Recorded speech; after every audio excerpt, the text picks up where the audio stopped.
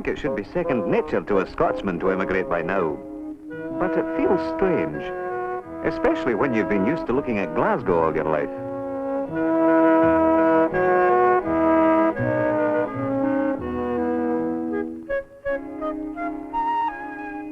Although Melbourne looked prosperous enough on first impressions, as I drove through the city later, I wondered about the future and whether I could make a place for myself here.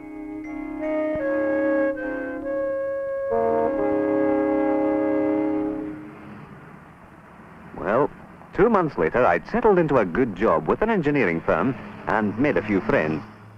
But still, I missed my family. I had grown to like Melbourne, but I was keen to see more of Australia. Whether it was this or just plain homesickness which made me restless, I don't know. But I decided to give up my job and go on a trip with an Australian friend. He's a bit of a character, so I think we should get on well together. Well, she's ready to go. Ready to go where? Anywhere you like. Round Australia.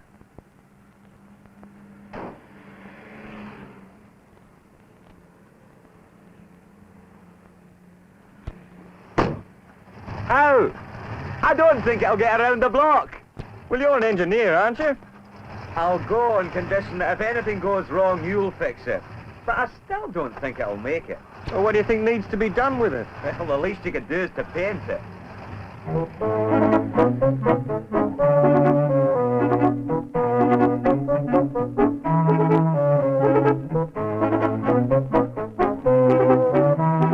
The car seemed to be going well, so we headed for the mountains.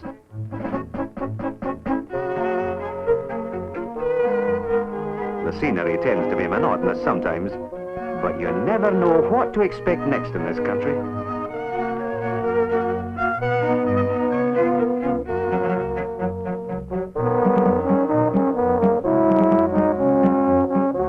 Funny, but we didn't see many animals on the road.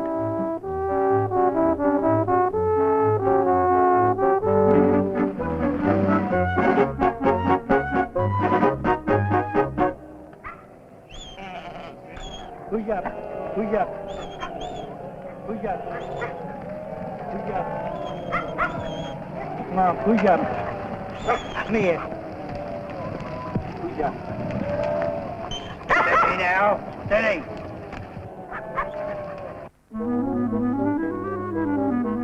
In the heart of the Great Dividing Range, we came across the A1 mine, which is said by the locals to date back to the gold rush days. They're mining now at a depth of over 2,000 feet, roughly about sea level. That's a long drop, so it's just as well we didn't get too far in.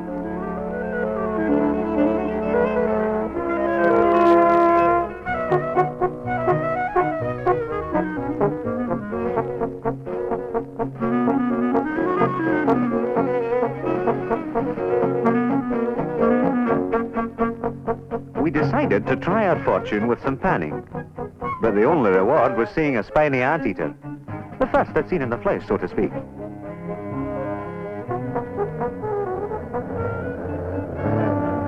Later, the mountain roads were taking their toll on the car, but it wasn't really serious.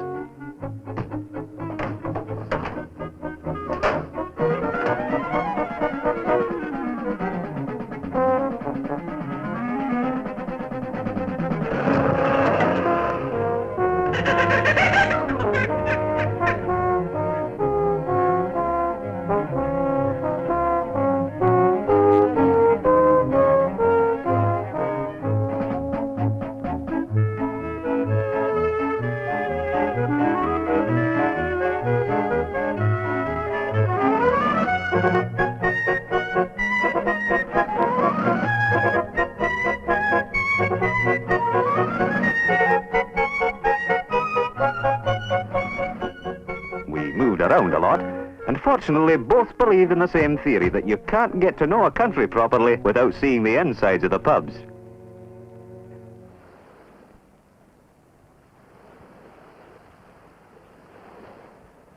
After seeing beaches like Portsea, it's easy to understand Australians being sun and surf lovers.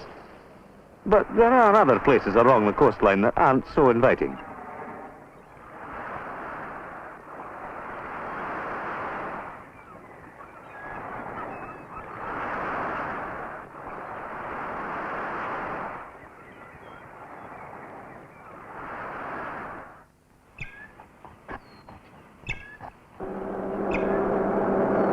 The inevitable happened while we were still in Victoria, in a fruit-growing area about 100 miles due north of Melbourne.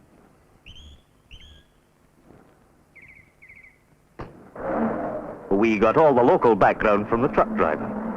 An irrigation system from Eildon Weir supplies water to 21,000 acres of orchards along the Goulburn Valley. The district where we were, Ardmona, grows peaches, pears and apricots. Some of the first trees were planted here by settlers from the UK in the 1880s. A cooperative formed in the 20s now operates a cannery which processes fruit from 12,000 acres of orchards. Peter wanted to get rid of the car and hitchhike home to Melbourne, so I decided to apply for a job in the cannery at Mooroopna.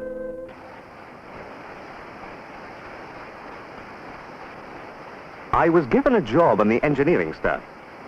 The cannery employs about 1,300 people during the season from all over Australia.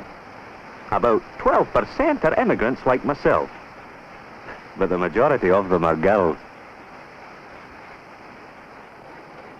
It's the first time I've worked in a cannery. It's good fun because you meet such a lot of different people. And the money's good too. My job is to collect samples from each production line for testing in the laboratory. It's called quality control, and both the fruit and syrup undergo every test imaginable.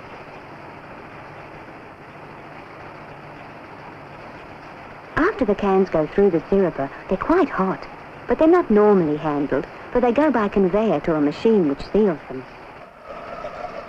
They continue their journey straight to the automatic cookers.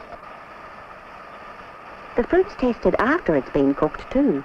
In fact, quality control continues all along the line, from the moment the fruit comes into the factory from the orchards.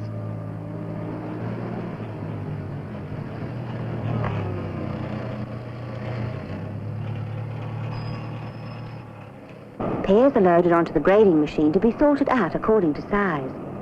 Misshapen fruit is taken out and the rest graded into 9 sizes by a series of diverging conveyor belts.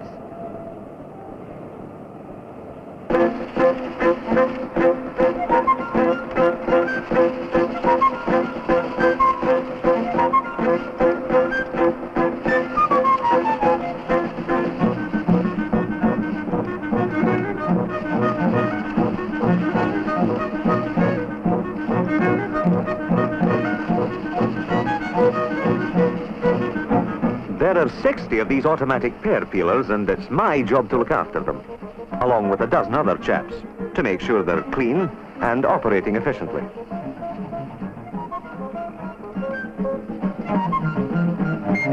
With so many moving parts to look after, the girls sometimes pick up a fault before we do. I know what to look for. A small rubber belt which drives one of the peeler blades is probably broken or dislodged.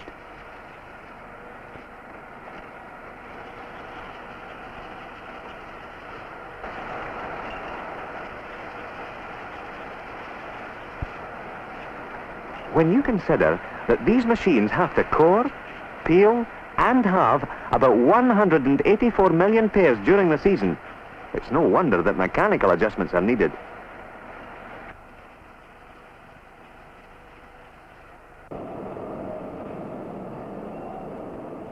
I'm continuously taking samples. I've lost count how many times a day I do a complete round of the factory.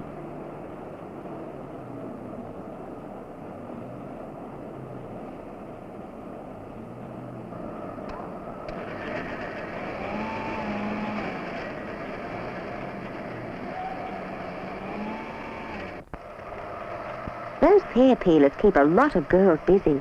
In fact, so busy that the factory works 2 shifts. Not the same girls, of course. Imagine having to do your whole year's work in 3 months, and you'll get some idea of the pressure. If any faulty or speckled fruit was missed before, it's sure to be picked up here.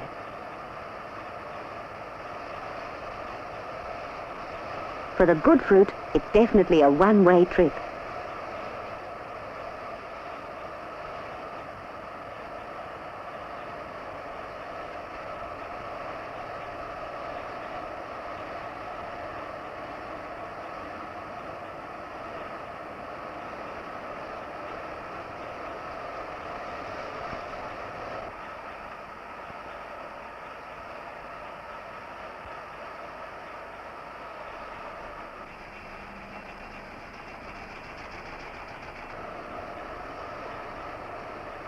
Any fruit considered too large for canning in halves or slices is diced and used in fruit cocktail, which also has grapes, pineapple and maraschino cherries.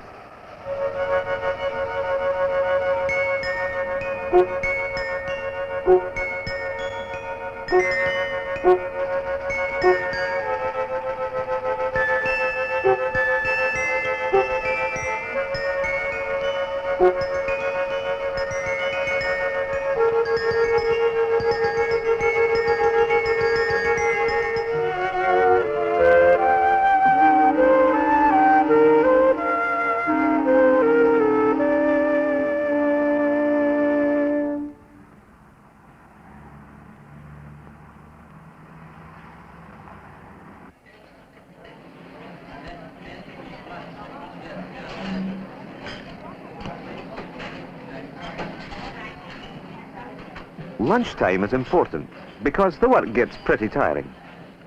I found the canteen is good and that nearly everyone congregates here.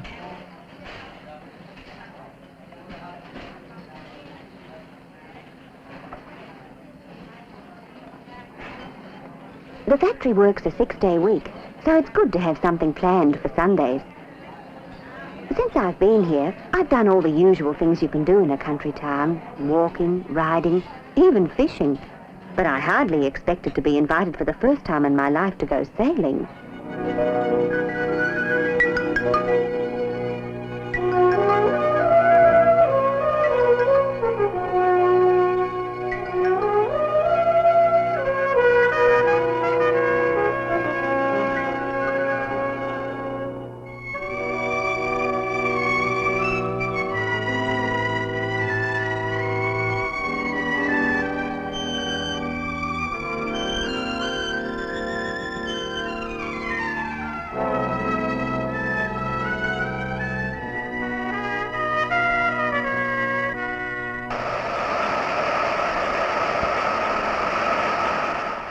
The factory uses about 60 million cans in a season.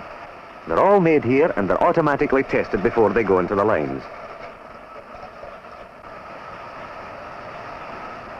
Any rejects are given another pressure test underwater so that the fault can be traced and rectified. Peaches come later in the season. Last, but not least. At peak production, over 1 million cans of fruit are processed in one day. When you've seen the machines, you know why.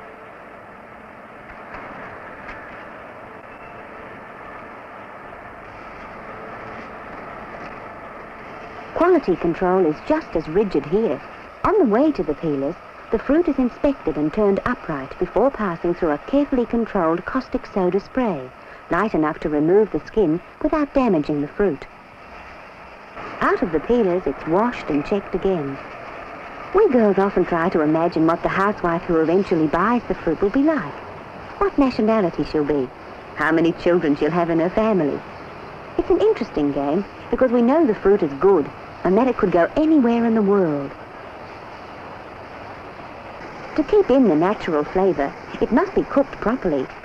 If not, all the care which has gone into its preparation so far would be wasted. They say men make the best cooks.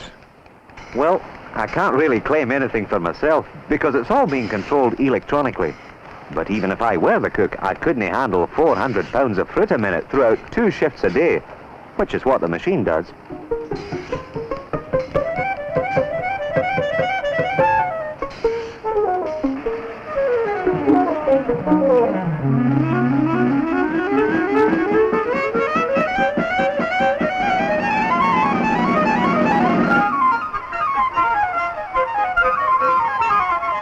Now comes the problem of storage. One of the permanent employees here invented and patented this idea for stacking the full cans onto pallets using rubber suction cups.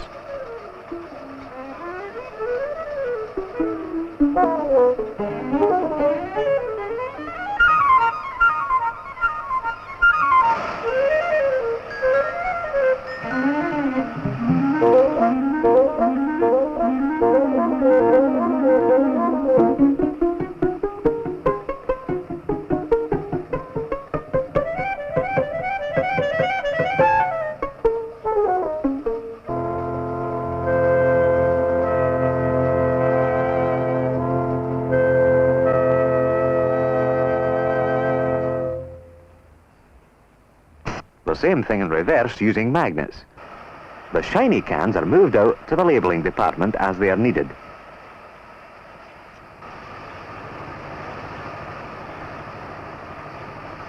Underweight cans are rejected by an electronic eye.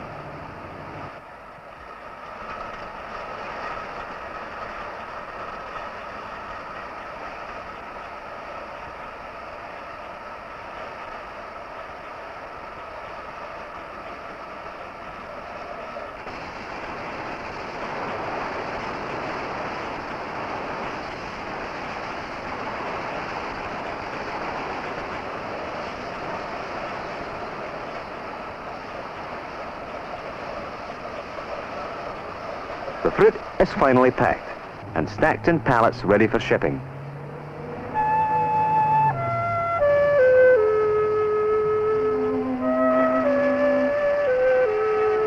There's a sense of regret as the season comes to an end, but it's mixed with an air of excitement.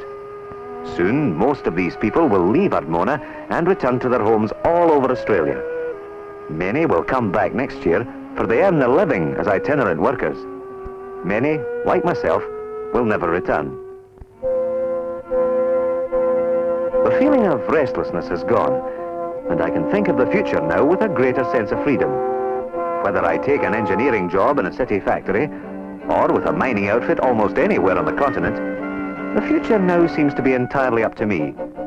And after all, what more could any young man ask for?